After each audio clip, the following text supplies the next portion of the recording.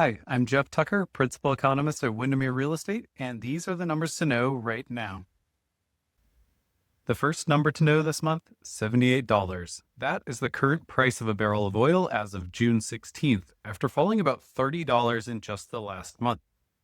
Much of that decline follows from the signed Memorandum of Understanding between the US and Iran, hopefully marking the beginning of the end of the war that has closed the Straits of Hormuz. So the second number to know this month, 4.2%. That is the current year-over-year pace of inflation as of May. It's the highest annual rate of inflation in over 3 years. It reflects the cost pressures from the Iran war disruptions that are still rippling out through the economy.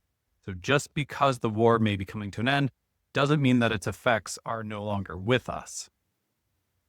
Next number to know, the Producer Price Index, which measures cost pressures further upstream in the supply chain, also continued accelerating in May, up to 6.2%. Now again, hopefully this should begin to decelerate as lower oil prices bring down costs in the economy. Bond yields as well are still elevated, but they have begun to decline. 10-year Treasury yield has come back down about a quarter point from its peak in mid-May.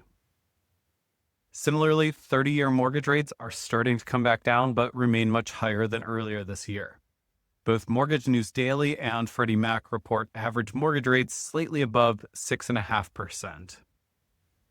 Now, speaking of the housing market, inventory growth slowed down again in May, which ended with just 2% more active listings than this time last year. Speaking of which, last year, active listings were up 32% year over year in May. So this now marks a complete year of continued deceleration in active listings growth. And now, most surprisingly to me, pending sales in May were up 5% year over year, according to Realtor.com, which marks a belated pickup in demand to close out the spring selling season on a higher note. If mortgage rates continue to come back down, that strength in sales activity could continue into the summer. All right, that is all I've got for this month, and thanks as always for watching.